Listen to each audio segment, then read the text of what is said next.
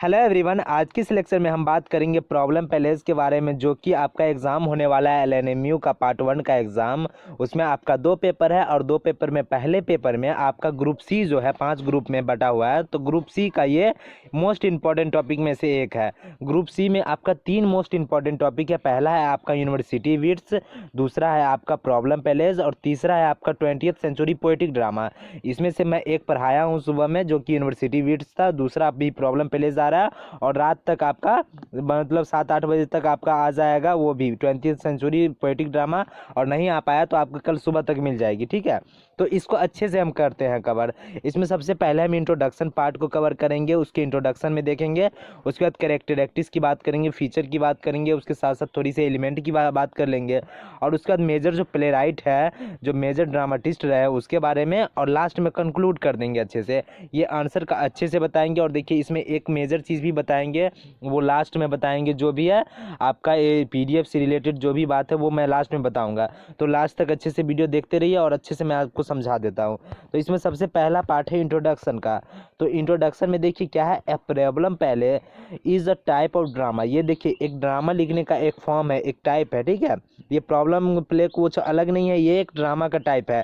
जैसे कि पहले ड्रामा कैसे लिखे जाते थे, ट्रेजेडी लिखे जाती थी, उसमें कॉमेडी लिखी जाती थी, लेकिन अब क्या है प्रॉब्लम प्ले में लिखी जाती है। अब देखिए प्रॉब्लम प्ले होता क्या है, तो देखिए this type of play dealing with a particular social problem. ये जो प्रॉब्लम प्ले क्या चीज़ को डील करता है, एक पार्टिकुलर सामाजिक की समस्या, समाज की समस्याएं को डील करता है इन अ रियलिस्टिक मैनर। और रियलिस्टिक मैनर का मतलब क्या है, तो ये जो प्रॉब्लम प्ले जो लिखते हैं, मतलब जो भी ड्रामा लिखा जाता है वो रियल वाली रियल घटना से देख के लिखा जाता है, ना कि इसे मतलब अपना दिमाग की इमेजिनेशन से लिखा जाता है। ये समाज में जो घटित होती रहती है ना, उसे देख कर लिखा जाता है। Design to change public opinion, और ये डिज़ाइन ऐसे किया जाता है इस ड्रामा को कि आदमी इंसान की जो ओपिनियन है, पब्लिक की जो ओपिनियन है उसको चेंज कर सके, उसकी धारणा जो पुरानी उसको बदल सके। अब देखिए द प्रॉब्लम पहले इज ऑफ दैट रिप्रेजेंट और expound a problem social, political, domestic, economic, moral, educational, etc. अब देखिए यहाँ पे क्या है, द प्रॉब्लम पहले इज दैट रिप्रेजेंट, यह क्या करता है, प्रदर्शित करता है। एक्सपाउंड मतलब प्रतिपादित करता है, किस चीज़ को, समाज की समस्या है, मतलब सोशल प्रॉब्लम, ठीक है। उसके बाद क्या है, पॉलिटिकल मतलब राजनीतिक समस्या है।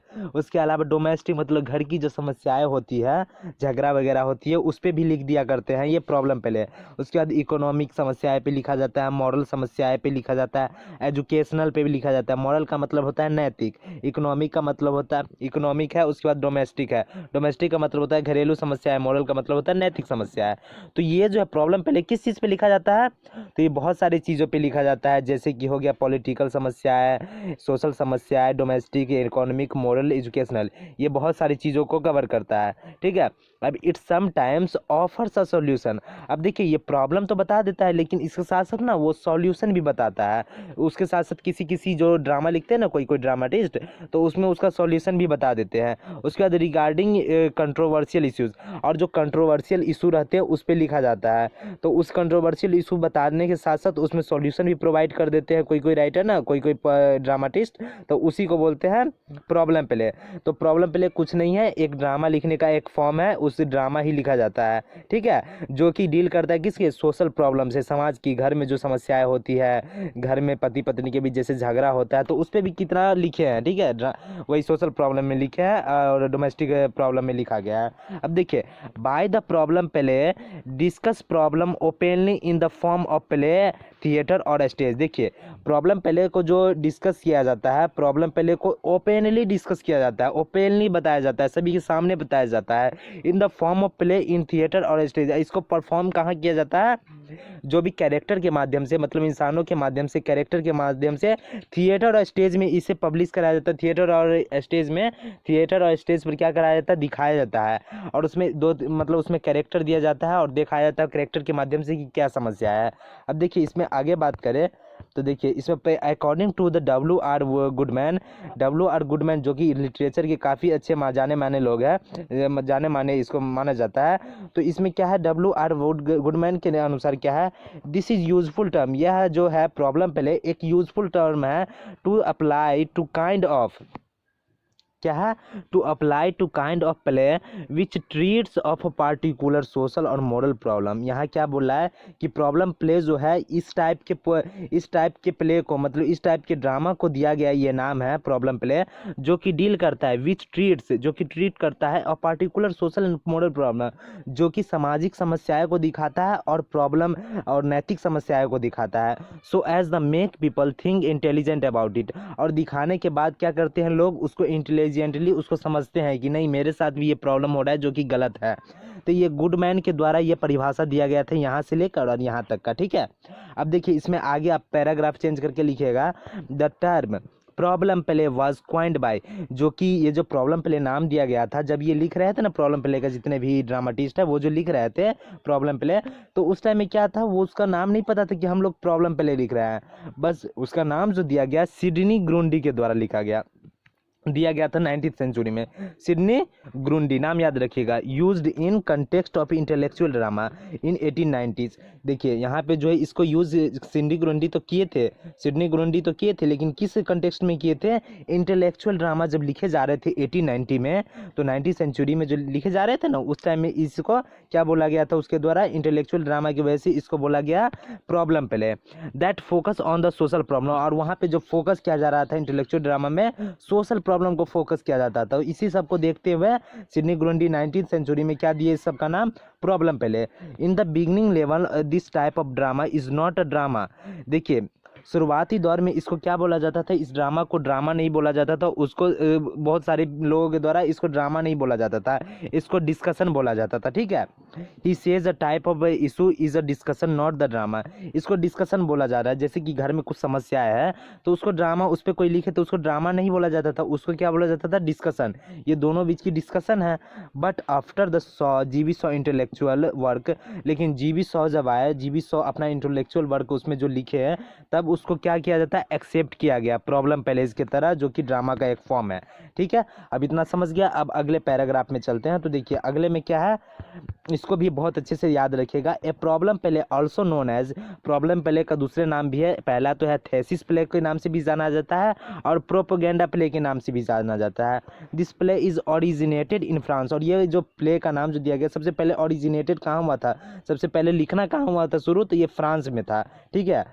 फ्रेंच में ही लिखना शुरू हुआ था, लेकिन बाद में इसको इंग्लिश में लाया गया था, ठीक है। आप देखिए कैरेक्टरिस्टिक्स की बात करें तो इसकी विशेषताएं सबसे पहले देखिए, this type of drama not for entertainment. इसका मतलब ये है कि घर में कोई पति पत्नी के बीच झगड़ा हो रहा है तो क्या इंटरटेनमेंट हो रहा है, तो इसमें जो भी लिखा जाता था ये बहुत ही सीरियस लिखा जाता था, ठीक है।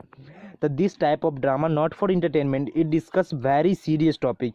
ये बहुत सीरियस तरीके से इसको लिखा जाता था of the society, and this type of drama always ends with question mark. और इस टाइप के ड्रामा जो लिखते थे, जो ड्रामाटिस्ट वगैरह जो थे, वो क्या करते थे, ऑलवेज हमेशा वो लास्ट में क्या करते थे, अपना क्वेश्चन मार्क डाल देते थे किसी न किसी प्रॉब्लम पे, ताकि लोग सोचे, उस पर अपना अपना दिमाग का यूज़ करें और उस पर अपना आंसर निकाले, ठीक है।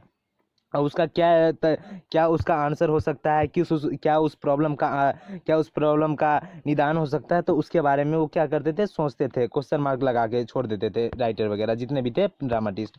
अब देखिए इसके कुछ एलिमेंट की बात की जाए तो इसको परफॉर्म कैसे किया जाता था उसके बारे में, तो देखिए कैसे समझाया जाता था। The theme through always and dialogue, action and dialogue.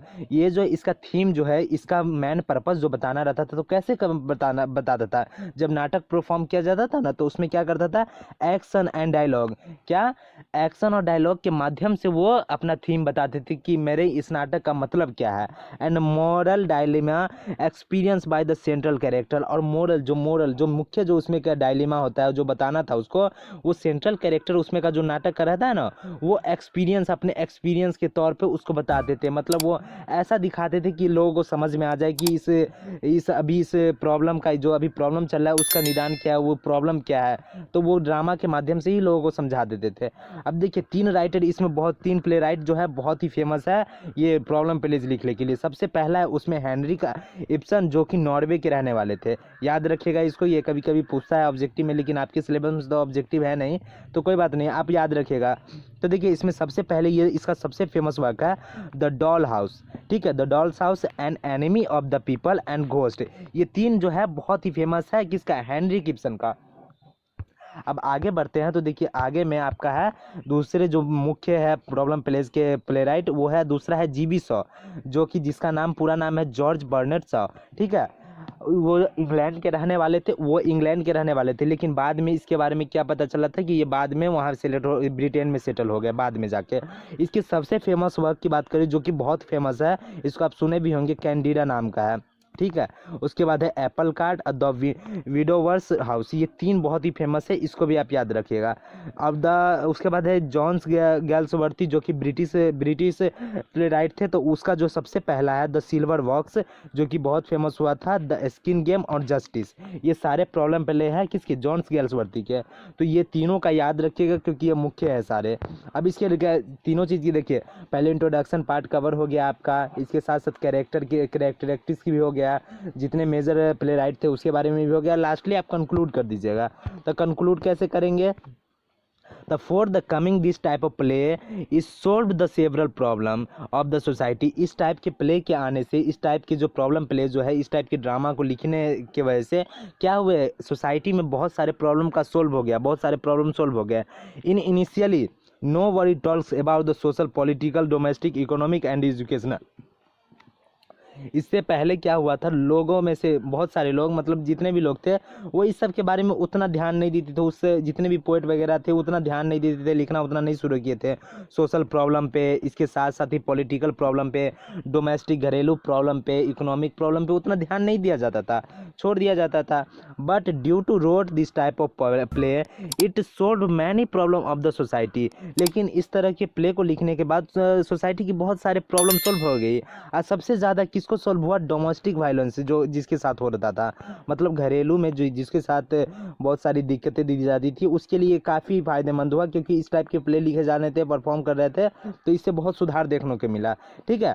अब this type of drama wrote in the past time of William Shakespeare, ये भी बहुत अच्छा लाइन है। देखिए विलियम शेक्सपियर के द्वारा भी ये बहुत सारे पहले लिखे जाते थे, लेकिन उतना ध्यान नहीं दिया जाता था, उस टाइम में इसका नाम प्रॉब्लम प्ले नहीं था, उस टाइम में बस ये बुक पब्लिश हो गया था विलियम शेक्सपियर का, लेकिन वो भी सोशल इशू पे ही था।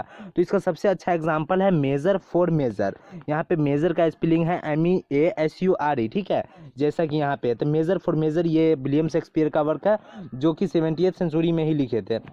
अब ये 19th सेंचुरी की बात है, तो ये पहले भी लिखा जाता था, ऐसा नहीं है कि नहीं लिखा जाता था, लेकिन उतना ध्यान नहीं दिया जाता था, जो कि लेकिन पहले नहीं ध्यान दिया जाता, लेकिन but after Ibsen Shaw and Galsworthy add one form of drama known as problem plays, एक फॉर्म का निदान किए, एक फॉर्म को अपनाए, जो कि वो किसके लिए, वो प्रॉब्लम देखे तो उसकी वजह से एक नया फॉर्म बनाया जिसका नाम है प्रॉब्लम प्लेस पर आता बाद में, ठीक है।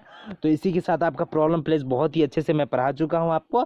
अब आपका 20th सेंचुरी पोएटिक ड्रामा जो कि शाम तक आ जाएगी, तो शाम तक आ जाएगी तो ठीक है, नहीं तो कल सुबह तक आपको मिल जाएगी, क्योंकि बनाने के लिए तो मैं तो बना दूंगा, लेकिन अपलोडिंग में मेरे को दिक्कत होती है, ठीक है। तो अब सबसे इंपॉर्टेंट बात की बात की जाए तो देखिए, आप व्हाट्सएप ग्रुप में बहुत सारे लोग जुड़े होंगे, और जो भी नहीं जुड़े हैं, अगर आप नए व्यूअर हैं तो देख सकते हैं, आप जुड़ सकते हैं। और दूसरी बात, बहुत सारे लोगों को थोड़ी थोड़ी दिन बाद जोड़ी गई थी, मतलब कुछ लोगों का मेरे पास नहीं था, जो कुछ लोग तो, बहुत सारे लोग तो अपने आप जुड़े, लेकिन कुछ लोग अगर बाद में जोड़ने की वजह से उसको पिछले वाला जो है जितने भी PDF वगैरह थे ना, वो प्रोवाइड नहीं हुआ होगा व्हाट्सएप पे। तो आप क्या कर सकते हैं, मेरे इस नंबर पे जो दिया गया नंबर है 9934623713, इस पे क्या कीजिएगा, आप एक व्हाट्सअप मैसेज डाल दीजिएगा कि सर हमको इस टॉपिक का PDF चाहिए, भेज दीजिए, तो मैं कंफर्म भेज दूंगा आपको, लेकिन आपके एग्ज़ाम से पहले, मतलब 4 अगस्त से आपका एग्ज़ाम है, जब आपका एग्ज़ाम ख़त्म हो जाएगा उससे पहले ही आप ये मांग सकते हैं, उसके बाद मैं ये नहीं भेजूंगा, ठीक है। तो 4 तारीख से आप पहले आपको जो भी PDF चाहिए, चाहे मेटाफिजिकल पोएट्री चाहिए, माय लास्ट डचेस चाहिए, क्लास नोट चाहिए, जो भी अभी तक क्लास आपका यूट्यूब पे जितना भी हो चुका है, उतना क्लास में आपको जो भी चाहिए वो मैं आपको प्रोवाइड कर दूंगा। सिलेबस का चाहिए, रोमांटिक पोएट्री का चाहिए, जितना भी आपका क्लास प्रोवाइड हो चुका है यूट्यूब पे, उस सब का PDF मैं भेज दूंगा अगर आप मैसेज करते हैं तो।